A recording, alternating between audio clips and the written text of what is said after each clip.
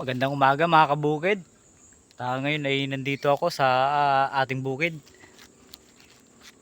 Ayan, ang ating pinyahan. Titingin tayo kung may mga hinog na. Tapos kukunin na natin. So, ito na mga kabukid. Umpisa na natin magtingin sa mga pinya. Kung meron na. Mas marami pa rin mga hilaw mga kabukid kasi medyo alanganin pa to. Titingin na lang tayo kung may mga sapaw. Yung tinatawag na yung mga naunang maghinog. Kukunin natin. So dito tayo banda sa may gitna. Ayan. Grabe, ang lalaki mga kabukid. Ang lalaki ng mga pinya. Kaso mas marami ang hilaw kaysa sa wala pa akong nakikitang mga hinog eh. So dito tayo banda sa may baba. Medyo madamo na rin at di ko na maasikaso sa paglilinis. Kasi busy sa trabaho. Kaya nagkaganito na yung mga damo. Pero maraming bunga. At nakakatuwa naman. So titingin lang tayo dito mga kabukid.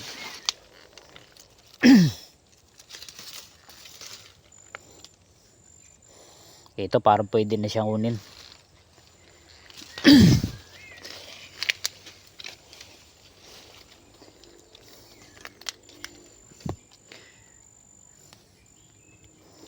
Siya nga pala mga kabukid, ito ay magdadala lang ako kasi uuwi kami ng probinsya. So kuha ko ng pinya natin dito at may madadala sa probinsya.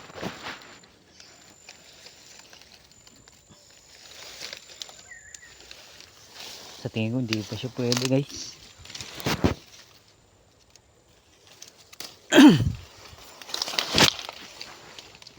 Siguro pwede na. Kunin na natin ito mga kabukid. Ang laki. Yan o. Ganda. Ang laki mga kabukid o.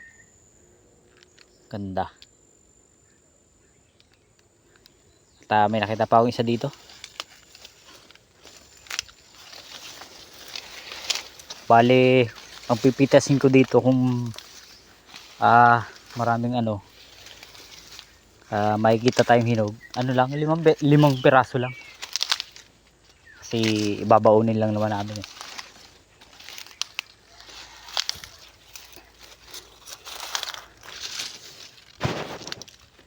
Ito medyo maliit-liit pero pwede na. Yan. Nakakadalawa na tayo guys. Sa mga saging nga pala natin mga kabukid ay wala na silang bunga. Hindi pa sila mga namumuso.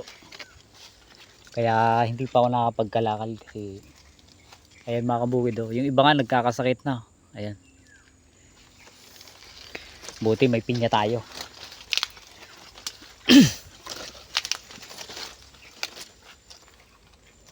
Yun, ang laki.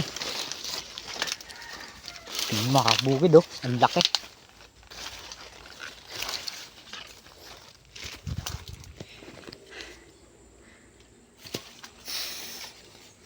Tingnan nyo mga kabukid oh, ang laki. Ayun oh. So kukunin natin to. Yun, ang laki. Yan siya oh.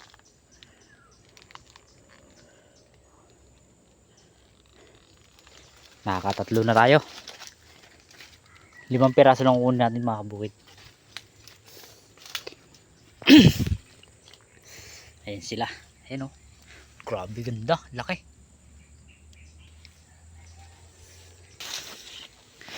Nakakatatlo na tayo mga kabukid. So dalawa na lang kukunin natin.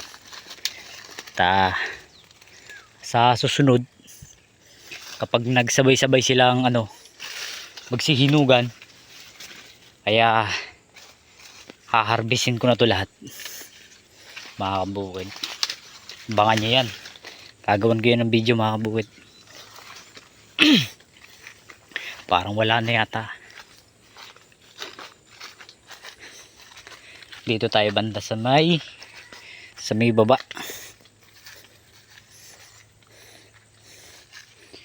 Parang may nakita ako ditong isang malaki eh.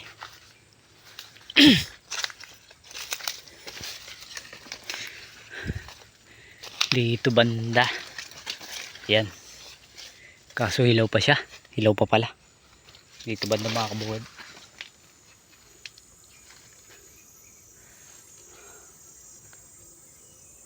Yun. May nakita na ako. Yan. Siguro pwede na to. Yan. Ito siya mga kabukid oh. Pwede na siya. Ay! Yan oh.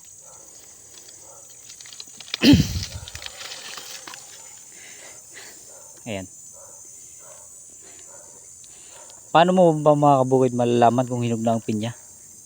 So sa may banda dito, sa may pinakapuno niya, makikita mo siya dyan, may pumupula-pula. Pag pumula na, ibig sabihin yan, hinog na siya. Hinog na o kaya ano na, pwede nang kunin. So isa na lang mga kabukid no. Isang pinya na lang kukunin natin. Nakakaapat na tayo. Isang maliit na lang. Ito, pwede na to. Ay. Yun. Okay na, kompleto na mga kabukid. Iba talaga pag may tinanim. Yan ang tatandaan nyo mga kabukid. Pag may tinatanim, meron talagang aanihin. Sa totoo lang. Totoong totoo talaga mga kabukid.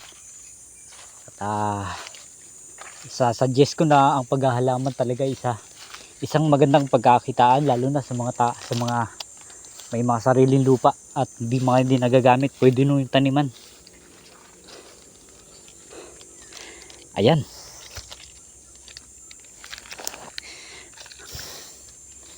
Ayan mga kabukid oh. Ang laki nitong isa. Ayan siya oh.